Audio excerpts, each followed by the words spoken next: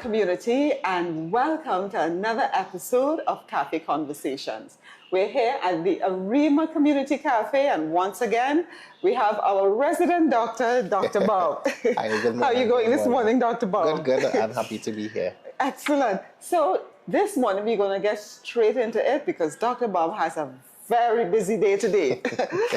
So, Dr. Bobb, this morning's topic, we're on men's health, and we're dealing with belly fat, blood sugar, and testosterone, which is something a lot of men are concerned about. So tell me, why is belly fat such a big deal? So the problem with belly fat is that it's not just about how you look. It actually is an indication of your metabolic and hormonal health. So a lot of men will see the belly. Dr. Bobb, sorry. I'm sorry to interrupt you. I'm hearing a lot of noise. Is that coming from upstairs? The cafe is a little busy this morning. Where is that noise coming from? Yeah, thanks. Sorry about that. That's okay. So we're back on topic with why is belly fat such a big deal? Yes, so your belly fat is an indication of your metabolic and hormonal health, as I was saying. So a lot of men may notice, the belly getting bigger, decreased energy, your mood may be shifting, and your sexual drive may also be decreasing. Right. And they may think that that's just part of the aging process. But it is a cue of what is happening internally with your body. Okay. So does it have anything to do with blood sugar? Because that's also pretty common. Yes. So there are two types of fat in the body, basically. So you have subcutaneous fat, which is simply fat under the skin. And then you have fat that sits around the organs called visceral fat. Now, visceral fat is metabolically active. So it creates some issues for the body. And one of the issues is that it causes your body to become less responsive to insulin. So your blood sugars gradually start to get higher, and then your body would release more insulin to counteract that.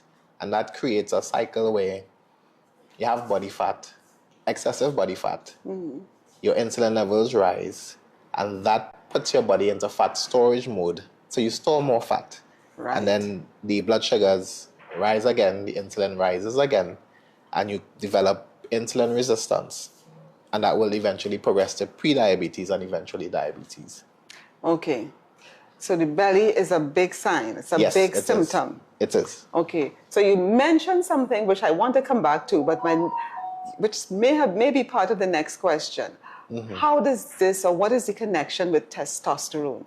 Okay. So they are tightly interlinked. So when you have excessive body fat, especially the visceral fat or belly fat, it starts to disrupt your hormonal signaling. And what it actually does to testosterone is it sort of encourages the conversion of your testosterone to estrogen.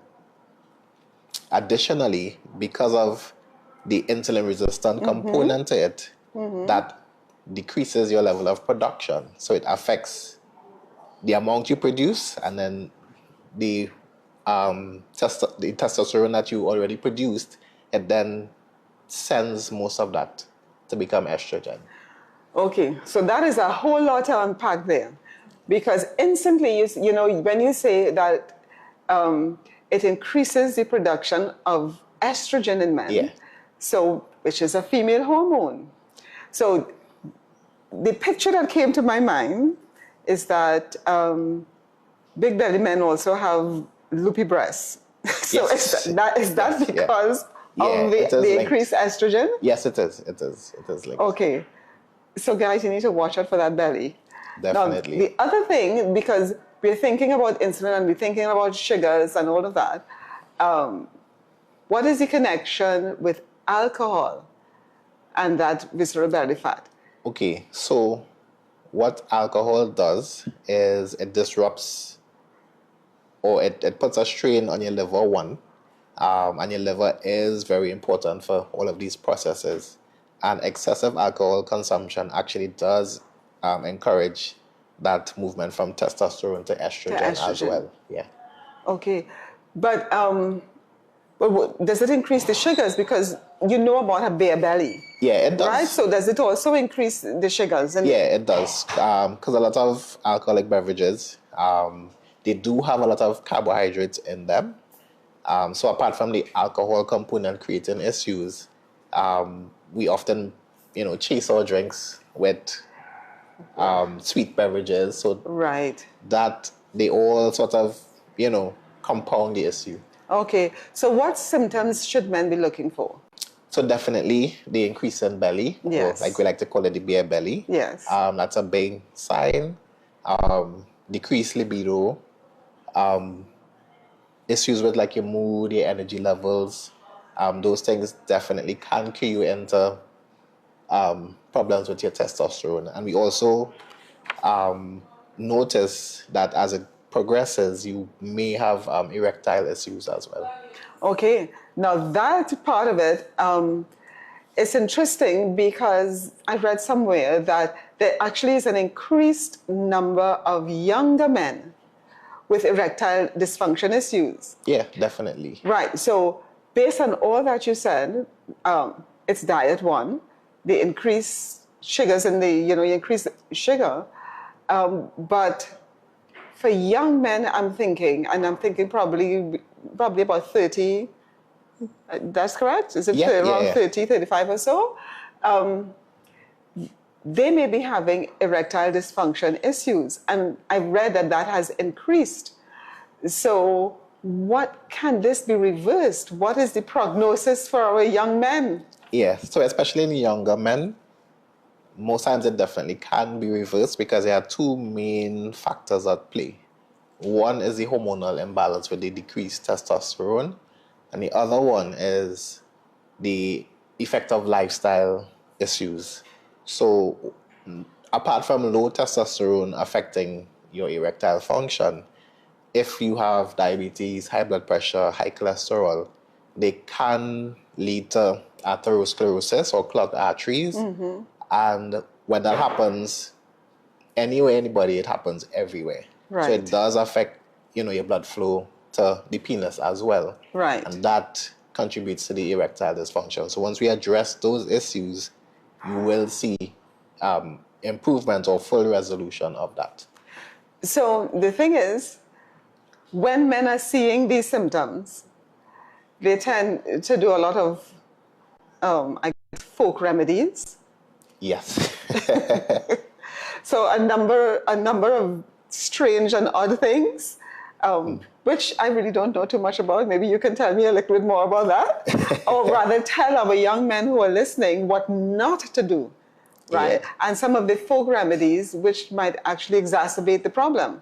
Correct. So some of those remedies, what they actually do is they help to stimulate an increase in blood flow, but they can actually cause you to have very high blood pressures, or they may put additional strain on your heart and create, cardiovascular issues. So it can be very dangerous to experiment with those things. Right.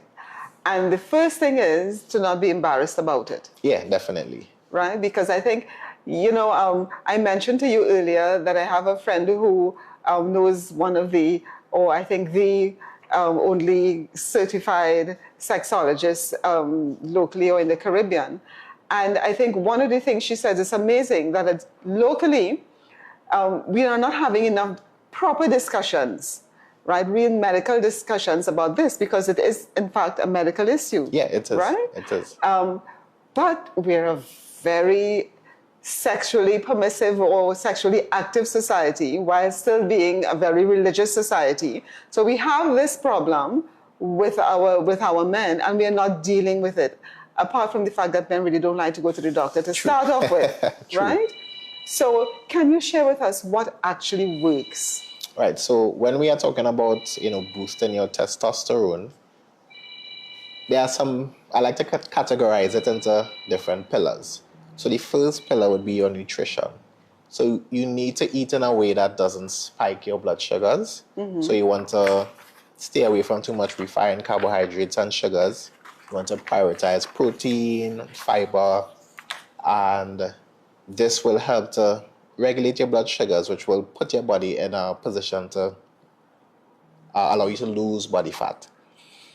The second pillar, and probably the most powerful one, is strength training. That's building muscle actually naturally boosts your testosterone, particularly your leg strength. Right, yes. And it also helps your body to utilize sugar in the way that it should.